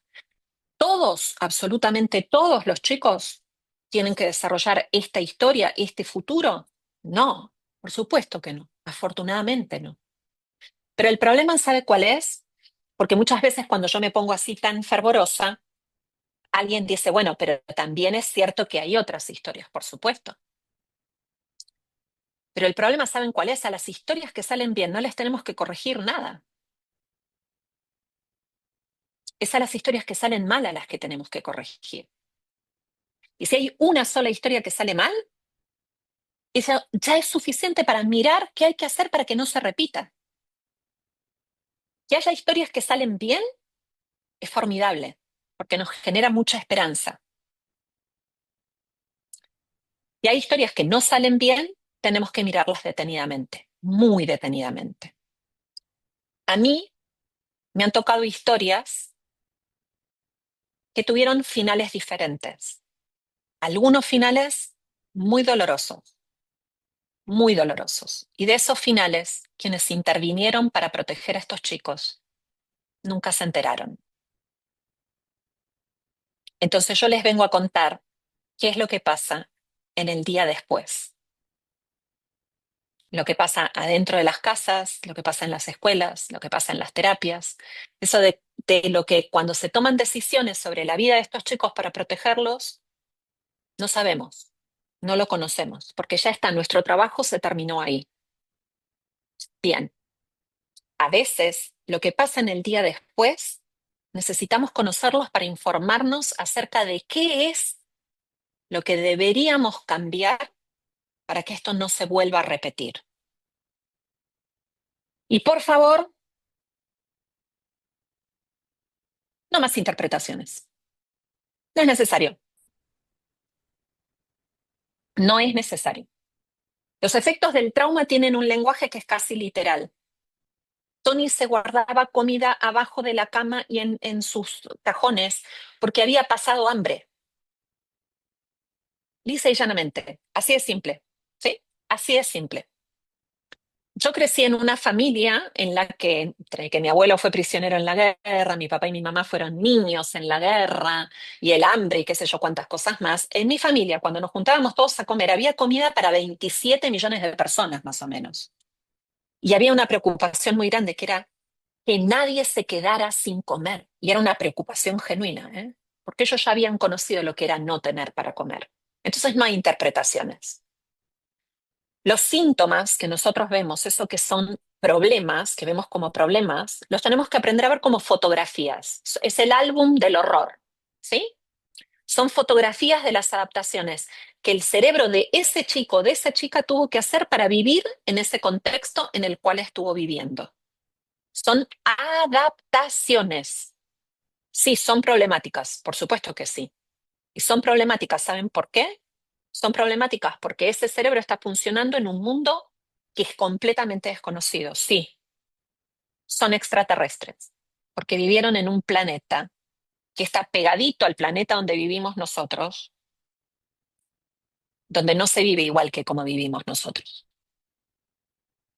Las interpretaciones, sí, interpretación acerca de si roba porque lo que pasa es que la inmortalidad del cangrejo, lo único que hacen es tranquilizarnos a nosotros. A los chicos no les aportan ninguna costura de la herida que les produjo vivir con hambre, ¿sí? A los padres no les da ningún tipo de tip concreto de qué hacer cuando se encuentran con estas conductas. Y lo único que hace es volver a dejarlos completamente solos, a los dos, a los chicos con la repetición de su historia dentro de sus cabezas y a los padres con la impotencia de sentir que no importa cuánto les den, no es suficiente. Y las interpretaciones no cambian el chip con el que ese cerebro llega a la nueva familia. No se trata solamente de repetirle a un chico que ahora está seguro, que ahora está seguro, que ahora está seguro. La seguridad es una experiencia. Es una experiencia. Tiene componentes fisiológicos, tiene componentes psicológicos, tiene componentes relacionales. Es una experiencia. No se llega a ella por interpretaciones, se llega a ella por práctica. De la misma manera que cuando un bebé se acerca a un enchufe, nadie le interpreta la curiosidad de querer meter las manos en la electricidad. Se va y se lo saca, se va y se lo saca, se va y se lo saca. Y para terminar de una manera así como más como, ¿sí? Que la gente no termine yéndose a comer o a dormir si los que están en España están ahí todavía. Si yo necesito clavar un clavo, es difícil hacerlo con una cuchara. Con lo cual, si yo necesito atender estos problemas, necesito conocerlos de cerca. Necesito saber qué es lo que se dice en el mundo acerca de qué se puede hacer con estos problemas y ponerme a trabajar para cambiar lo que sea que se necesite cambiar para que funcionen bien. Porque, gente, cuando uno tiene un electrodoméstico y funciona mal, el electrodoméstico se funde. Uno tiene que gastar plata y comprar otro. Bueno, esto es más o menos lo mismo, para utilizar una metáfora em, de la cotidianeidad, que puede hacer que todo el mundo entienda de qué estamos hablando. ¿Sí? Bien, esto es todo lo que yo tengo para decirles. Pueden odiarme, pueden sacar una foto mía, clavarle alfileres. Si son los cositos como de puntas de colores, mejor, ¿sí? Más que el alfilercito. Son esos que se venden en las librerías, también pueden. O sea, no tengo ningún problema. Si ya a esta altura del partido, haciendo este trabajo, todavía no me partió un rayo, a lo mejor creé una cierta inmunidad a los alfileres también. Entonces, ¿qué hacemos con las preguntas, Juan Pablo? Bueno, antes que nada, Sandra, como siempre, muchísimas gracias. Excelente. Particularmente esta exposición de muchísimas, durante 3 décadas más o menos, que te vengo escuchando, Y sí, ponele. Sí, más o menos ponele. 3 décadas. Son sí. ¿Sí? Ujú. Este, es la quizá más me ha emocionado, más allá de todo lo que me ha aportado. Y una reflexión, digo, cuando uno hace enojar a la gente, sobre todo en estos cafés, cuando uno repiensa algunas cosas y demás, y algunos se enojan, es como que vamos por algún buen camino, ¿no? Eh, bueno, dicho esto, empezamos con las preguntas. No ha habido muchas Sí. preguntas. Quedaron todos No, pasmados quedaron. yo creo que acá Fíjense dicen que estén acá, respirando sobre todo, ¿eh? Eso es lo más importante, fíjense que estén respirando. eh, un placer. Hay gente de Uruguay, de México, de España, mucha gente, un placer. Bueno, sobre el final o ahora vamos a anunciar el próximo café que va a ser el 17 eh, de junio y el tema es un cambio de identidad de género durante la infancia y la adolescencia, tema en debate hoy altamente, aspectos médicos, psicológicos y jurídicos, situación actual. Nos va a acompañar el doctor Horacio Artieda, que es médico pediatra y médico forense, la licenciada Gisela Sosa Porcher, psicóloga, la doctora Noelia Paz Fernández, médica psiquiatra, y la doctora María Teresa Maggio, abogada. Bueno, dicho esto, pasamos nuestra página, nuestro Instagram, nuestro Face, y acá viene. Cuando empezás a trabajar con niños que han estado 2/3 partes de sus vidas institucionalizados con adopciones fallidas, cambio de hogares. ¿Cómo abordás el vínculo terapéutico? ¿Qué dificultades encontrás en esos tratamientos? Esa es una pregunta muy linda. ¿Sabes con qué se arma el vínculo terapéutico? Con honestidad. La materia honestidad no te la dan en la facultad y no es tampoco un seminario electivo. Sentarse verdaderamente a la altura de un chico, y no estoy hablando de sentarse en el suelo, porque uno puede ser muy copado, sentarse en el suelo, ¿viste? La honestidad es, mira, ¿sabes qué?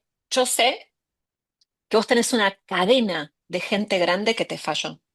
Y estoy convencida de que vos me mirás a mí y pensás que yo también soy una persona grande que te puede fallar. ¿Y sabes qué? Si yo estuviera en tu lugar, pensaría exactamente lo mismo. No tiene ningún sentido que yo me siente y le diga que yo estoy acá para ayudarlo, porque para cuando le dije la cuarta palabra ya cerró los oídos. Otra más. ¿Sabes cuánta gente me dijo a mí que me quería ayudar? La otra es, estos chicos generalmente cuando llegan a la terapia, no es que llegan a la terapia para que se sanen los efectos traumáticos del maltrato, llegan a la terapia porque en algún lugar no se los aguanta más. Entonces ellos ya saben que vienen con un prontuario criminal. Y lo que están esperando es que uno los mire desde ese prontuario criminal, ¿sí? Entonces, la otra cuestión es, mira, la verdad, ¿sabes qué? Yo lo que aprendí es que nadie hace estas cosas que vos haces porque tiene ganas de hacerlas, ¿eh? Yo lo que aprendí es que hay cosas adentro de uno que te empujan a hacer eso y meterte en problemas. Y a mí la verdad es que yo soy bastante curiosa, me gusta mucho investigar esos misterios. Ser honesto es darte cuenta cuando avanzaste demasiado y te encontrás con una pared y vos querés ayudarlo a ese nene y seguro que lo querés ayudar. Pero ¿sabés qué? La honestidad y la confianza se ganan diciendo, ok, entendí, acá hay una pared, ahora no me puedo meter con esto. Te entiendo. Y no me voy a meter con esto. Y la realidad es que a estos chicos les ha tocado encontrarse con muchos adultos que no fueron suficientemente honestos. La honestidad es que si un chico de estos te pregunta, pero entonces mi mamá no me quería, que me hizo esto, es que uno le pueda decir, a mí me encantaría poder decirte por qué tu mamá te hizo esto, pero es que no lo sé y no puedo adivinar. Pero no me gusta que vos sientas que tu mamá no te quería. Debe ser muy triste, debe ser muy doloroso sentir eso. Eso es honestidad. Y lo que uno tiene que entender es que en cuanto a vos te duele la panza por lo que estás escuchando, tenés que respirar profundo. De tu panza te puedes encargar después. Pero si vos vas a tratar de calmar tu dolor de panza inmediatamente, seguramente ese chico no va a ver en vos a alguien honesto. Sí, no, se tendría que hacer el seminario Honestidad Terapéutica, pero no, no creo que vaya nadie. No, no, no es muy atractivo. ¿Qué es la honestidad terapéutica? Es un concepto tan etéreo. La respuesta es esa. Así armas un vínculo terapéutico con estos chicos, con honestidad. ¿Hay otra más, doctor? Sí, bueno, en todo el mundo pasa esto de no contar la verdad del adoptado. Preguntan, ¿realmente no hay otra manera? Esa es una primera parte. Y sigue, ¿qué contradicción con lo que se tarda en un niño, en dar un niño en adopción? En todo el mundo hay sistemas diferentes, entonces yo no sé si es comparable lo que pasa en todo el mundo. Eh, yo, por ejemplo, empecé hace poco a supervisar a dos colegas italianos que viven en el cantón Ticino, en Suiza, y cuando me dijeron, acá los chicos cuando se les sacan a la familia quedan en el sistema hasta que cumplen la mayoría de edad, se me cayó la mandíbula. Yo dije, ¿esta gente hace los toblerones y también hace esto? Suiza. Entonces, no sé exactamente qué es lo que pasa en todos los lugares del mundo, ¿sí?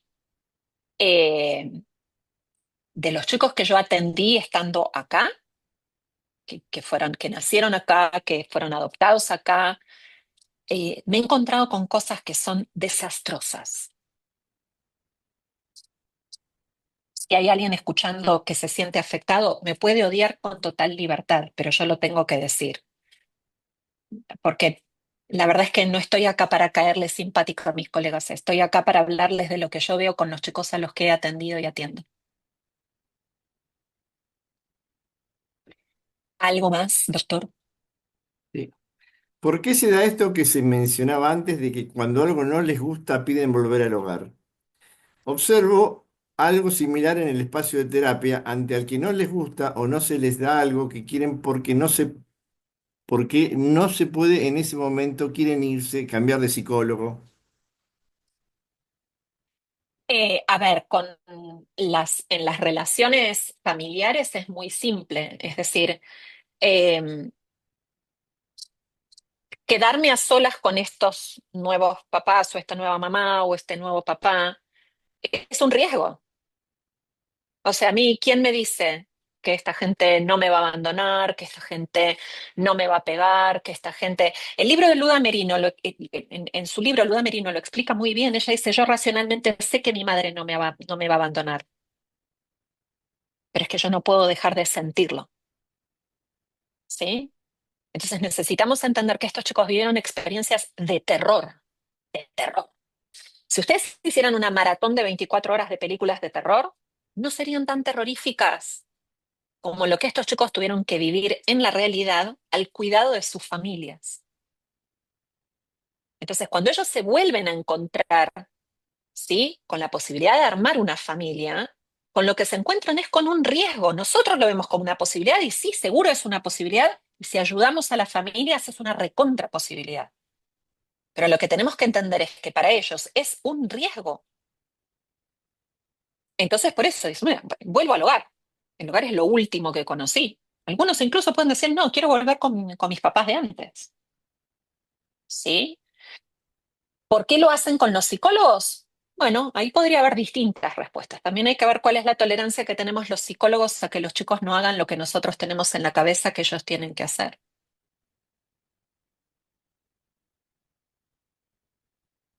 Esa también es una posibilidad, ¿eh? Ser psicólogos no nos inmuniza. No es que nos da pasaporte inmunitario para no mandarnos macanas. También pasa. ¿Algo más, doctor? Sí, a pesar de, esta la hice yo, a pesar de A que ver, desde que hace es tiempo, difícil igual entonces, la Juan leo, Pablo. pero hace tiempo muchos abogados y abogadas nos quejamos porque algunos juzgados, no todos, algunos, tal vez menos ahora que antes, nos coartan el acceso a los expedientes de abrigo, a las medidas de excepción, cuando estamos tramitando la adopción o incluso a posteriori, cuando la gente nos dice, che, queremos saber algo de la vida de esta nena. La tenemos. eh, Algunos Ujú. juzgados ponen cortapisas para acceder a esos expedientes sin justificaciones valederas. Mm, Bueno, eh, es un comentario. Es decir, no está basado en absolutamente nada. Por ahí el argumento es son esos clichés tipo, la historia es del niño, no es de los padres. Los padres no lo van a poder entender, los padres se van a asustar. Este, ya en su momento se verá más adelante, bueno, mil cuestiones donde obviamente hay un temor a que el proceso de adopción, inclusive la adopción ya consolidada, vaya para atrás de alguna manera. O es sí porque sí, como muchas cosas lo son en la justicia, y sobre todo en la justicia de familia. ujú, ujú. Bueno, Sí. Bueno, qué suerte. Entonces no es que yo escuché mal todos estos años las cosas que no, me no, decían no. la familia de Juan Pablo. Vos me estás diciendo que eso sucede en la realidad. Sí, o a veces inclusive alguna vez me han dicho, no, pero aparte si usted viera, porque uno señala los expedientes, usted viera los expedientes no los entendería. Yo le diría, bueno, no se vaya a creer, pero bueno. Entre los pediatras, cualquier propuesta de utilizar instrumento para pesquisas, experiencias adversas, genera precaución, al riesgo de patologizar, y rechazo por miedo a abrir la puerta a medicalización. ¿Tuvo experiencias con cuestionarios ACES o derivados? Esto lo plantea un médico pediatra y forense. Qué lindo Próximo. tener un médico pediatra escuchando. Es reconfortante. Sí. Para la gente que no sabe, el cuestionario ACES no es, o sea, no es el jabón para lavar ACE, que destaca la blancura, viene del inglés Adverse Childhood Experiences y es un cuestionario que lo que hace es relevar la existencia de experiencias adversas en la vida de las personas. Este fue un cuestionario que se desarrolló a mediados de los años 90 y que arrojó como pequeño detalle evidencia de la evidencia del impacto de las experiencias adversas en la infancia en la salud física. Es decir, hasta qué punto estas cosas se convertían en un factor de riesgo para la salud física. La realidad, y en este sentido yo recomiendo el libro de... Estoy con los nombres hoy, estoy medio con un Alzheimer prematuro, lo cual es grave en mí. Es una pediatra norteamericana, el apellido es Burke Harris, Burke Harris. Sí, el libro se llama El pozo más profundo y tiene que ver justamente con esto, ¿no? Con plantear cuáles son los efectos que tiene esto en el desarrollo. Ella formó parte de un grupo de un consorcio de médicos en un estado de los Estados Unidos, ahora no me acuerdo cuál, que lo que hicieron fue como desarrollar un cuestionario ACES un poco más amplio y tratar de implementarlo en las clínicas pediátricas cuando los padres llevaban a los hijos, por ejemplo, porque el nene está volando de fiebre, pasarles a los padres el cuestionario de de las experiencias adversas en la infancia con el objetivo de identificar población de riesgo. Y donde encontraban población de riesgo, lo que hacían era ofrecer otros servicios, ¿sí? O sea, talleres para padres, orientación, terapia, etcétera, etcétera, etcétera. Es decir, tratar de trabajar en o una prevención o una detección prematura de estas situaciones desde el lugar médico.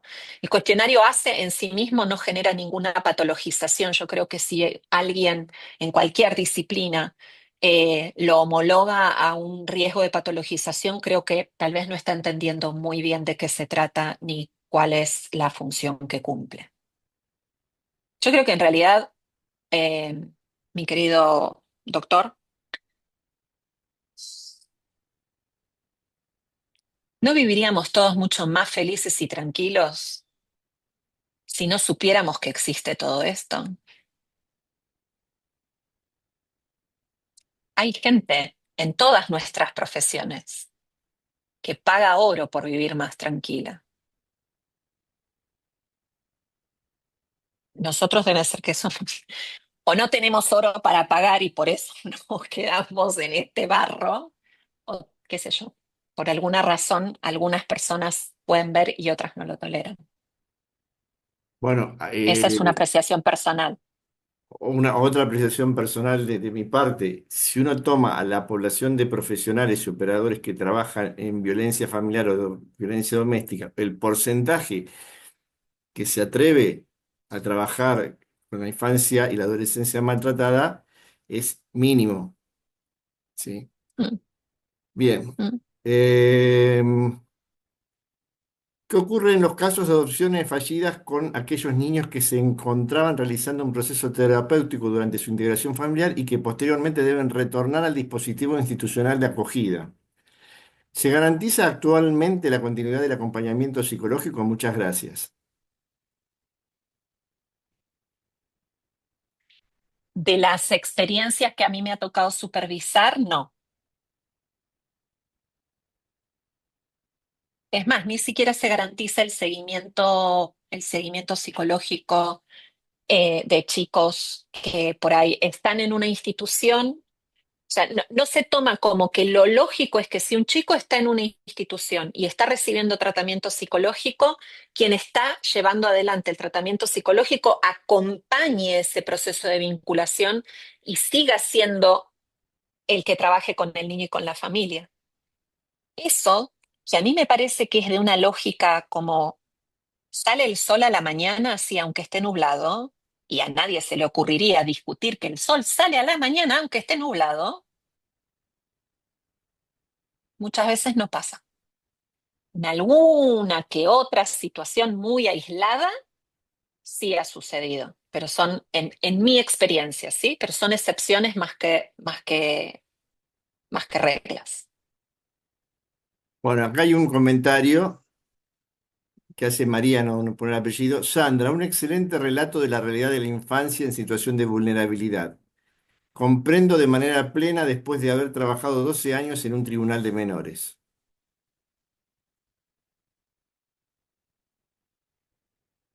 Qué Sí, importante, sí, qué importante que estén formados en estos temas cada una de las instituciones que deben decir la situación de cada uno de los chicos. Bueno, agradecimientos, muchos. Acá no entiendo lo que quieren decir. Dice Shalom, mm, su- se escribe Yalom. Le habla de sí, transparencia, sí. no tengo idea quién es, pero es verdad que de esto no No, se no es del enfoca en la academia. derecho, no es del derecho, Juan Pablo. No, ya sé que no, no es Alterini, No, pero bueno.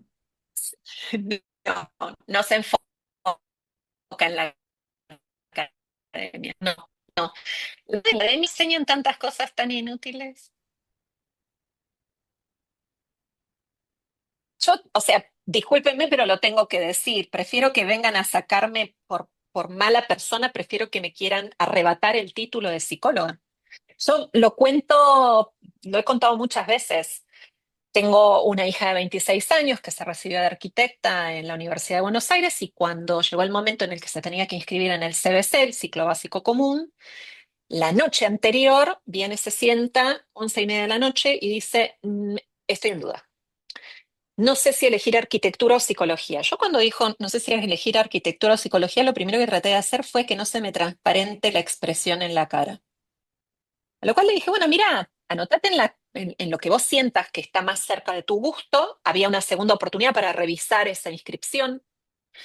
Eh, y si vos ves bueno, que en este tiempo no te das cuenta que es lo otro, bueno, vas y cambias de carrera y punto, se terminó. Y en el mientras tanto, le digo, si vos querés, nos sentamos juntas a revisar los programas de las dos carreras.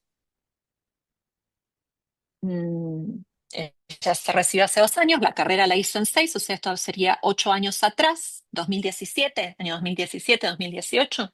Yo me recibí en el año 1993, el programa de la Facultad de Psicología de la Universidad de Buenos Aires, en el año 2017, era exactamente el mismo programa con el que yo estudié.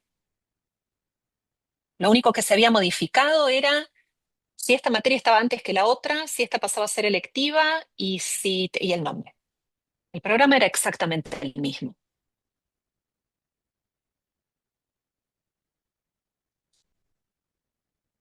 No, no, no, no es por ahí, no es por ahí.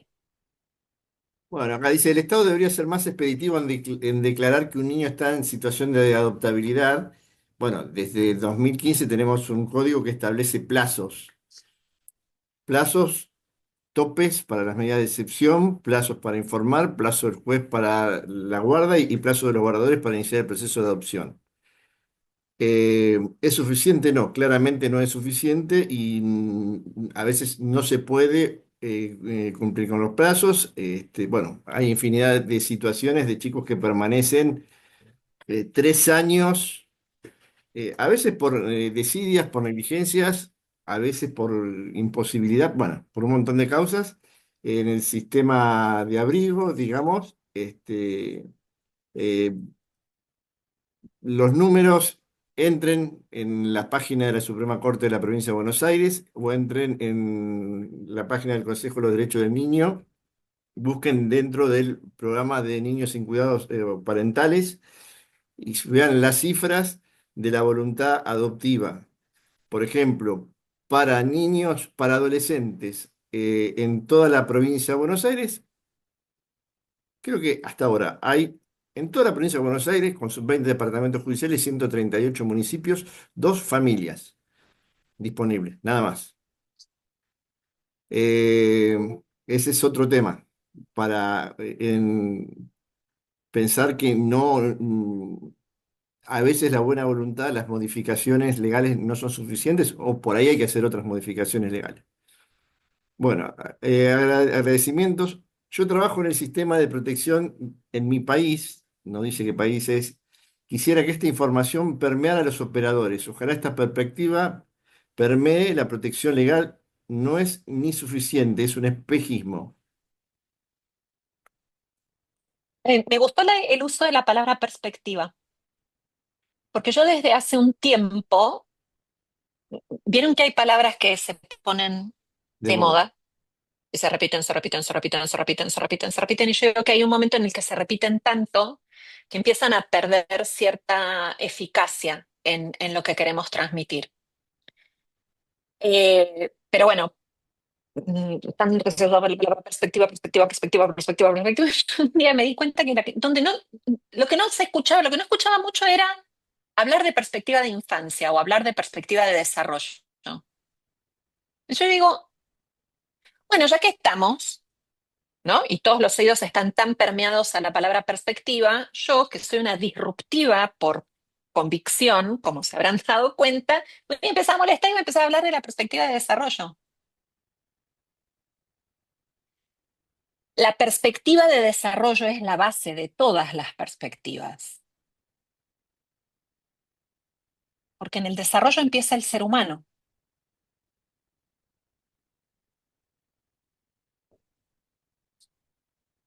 Es mi humilde opinión. Nadie tiene por qué comprarla, obviamente. Acá entre el público hay una muy querida colega mexicana que está viviendo en Uruguay, con quien nos conocimos recientemente en unas jornadas de violencia en la provincia de Córdoba.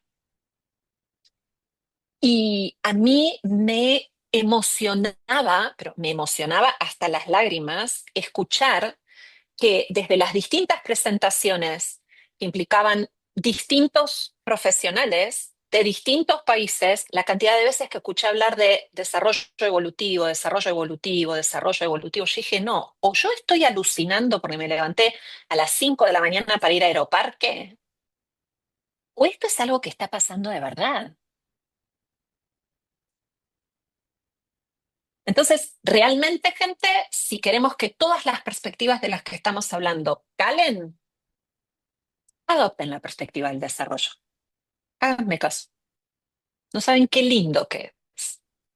Empieza a tener sentido un montón de cosas. Y le hacemos un gran bien a la humanidad. Como diría un querido pacientito mío, eh, eh, una vez terminando la sesión, me dijo, ¿vos sabías que Putin fue un chico maltratado? No, no lo sabía. Sí, me dice, fue un chico maltratado, no hizo terapia y por eso ahora está haciendo una guerra. Y la verdad le digo que tenés toda la razón del mundo.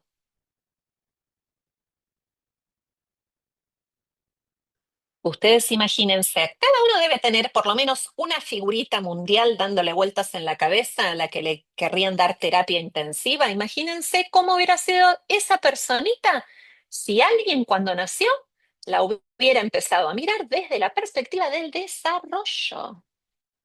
Oh, distinta hubiera sido la historia. En fin, bueno, yo creo que es hora de que la gente que está en España se vaya a dormir.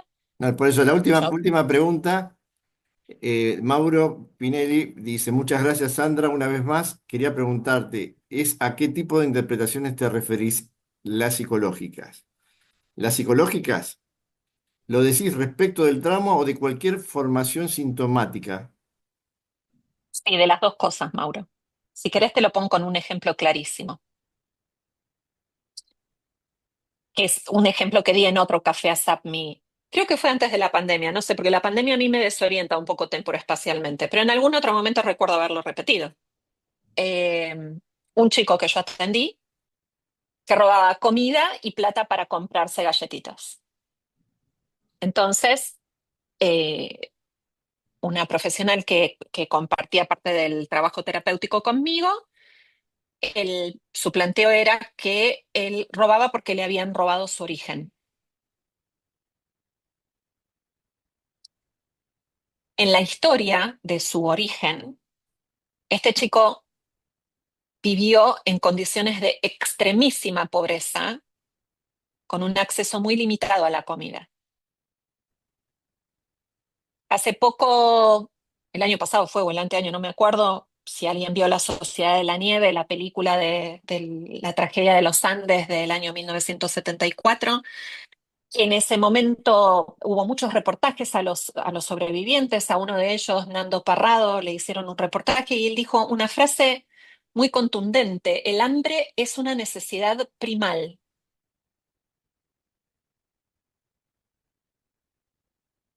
Y él tenía 18 años cuando se enfrentó a tener que comer la carne de los cuerpos de sus compañeros. Los chicos que yo atiendo tenían 2, 3, 4, 5 años cuando no tenían que comer. Entonces, la realidad es que pensar que él robaba porque le robaron su origen no nos llevaba a ningún lugar.